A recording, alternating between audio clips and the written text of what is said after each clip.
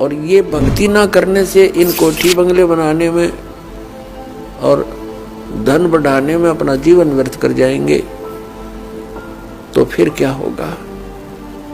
नर से ती तू पशुआ कीजिए, नर से फिर तू पशु बनेगा। नर से ती तू पशुआ कीजिए, गद्दा बैल बनाई, अरे ये सुंदर भोजन का मन बोरे कि तो कुर्डी चरने जाई। होय होय। जो भक्ति करना चाहते हैं, मोक्ष कराना चाहते हैं, तो उनको इन सब नियमों को फॉलो करना पड़ेगा जो बताए जाते हैं, क्योंकि वो भक्ति में बाधक है। और जो भक्ति बाधक है आप उनको भी साथ लेकर चल रहे हो, तो आप ऐसा कर रहे हो जैसे किसी पशु के गल में लठ बांध दिया करते सा मोटा रस्से में गाल के। अब वो चल नहीं सकता उस स्पीड से जैसे उसे चलना चाहिए, चल गट्टियां पर लग गए। तो आप जी इन मर्यादाओं को पालन ना करके और भक्ति रूपी मार्ग पर चलने की चेष्टा करोगे, आप नहीं सफल हो सकते। तो इसलिए हमने ज्ञान के आधार से इन बुराइयों को, इन कुरीतियों को और सांसारिक परंपराओं को भी त्यागना पड़ेगा, तब हम इसमें सफल होंगे। फिर अपनी बड़ी स्पीड से चलेंगे। जैसे मकान बना लिया, ठीक है, आजकल परमात्मा ने दया कर रखी है, बढ़िया सुविधा आपको प्राप्त है, मकान बना लो, जैसा आवश्यक हो उतना ही, केवल उसी के लिए कि बढ़िया कोठी बनाऊं, लोगों का प्रशंसक बन जाऊं, ये हमारी अपनी सोच होती है, अध्यात्म मार्ग नहीं है। तो मकान बनाओ जितना आवश्यक हो और जितनी आपकी जेब अलाउड करती हो, आवश्यकता से अधिक खर्च मत करो। हमारे पूर्वज आपने देखे होंगे, हमने तो खूब याद है, झोंपड़ियों में टाइम पास करके कई कई पीढ़ी,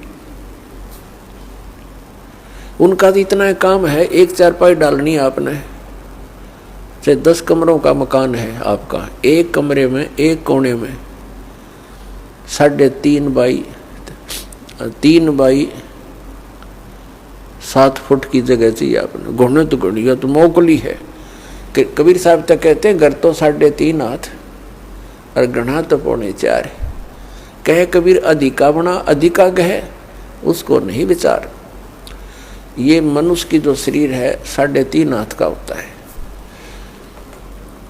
परमात्मा कहते हैं आपने घर 3.5 हाथ की आवश्यकता है, घना बनाओ तो 4.25, अरे से फालतू बनावा है तो मूर्खता है तेरी।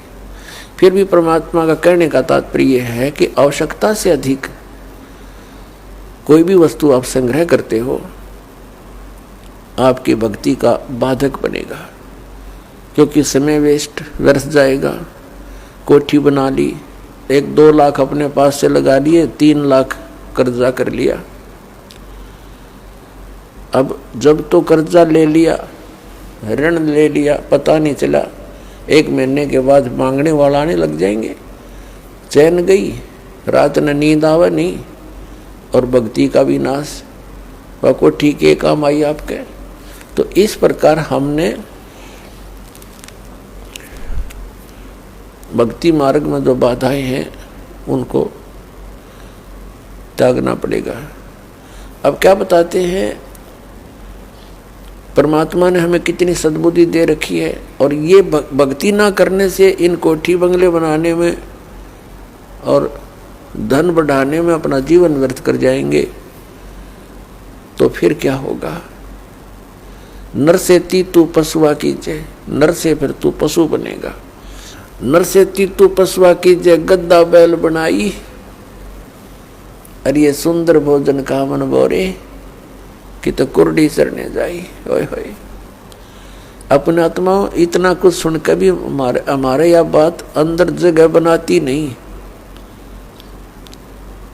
क्योंकि हमें ये सब सुविधाएं उपलब्ध है और हर समय है, और ये तो आपके अंतिम सांस तक आपको रहेंगी जब तक मनुष्य जीवन में हो। क्योंकि माता पिता बच्चों को जब तक वो कॉलेज स्कूल नहीं छोड़ता वो सुविधा देता ही रहता है, और जो बच्चा उसका सदुपयोग ना करके आता है तो फिर वो बहुत दुख उठाता है।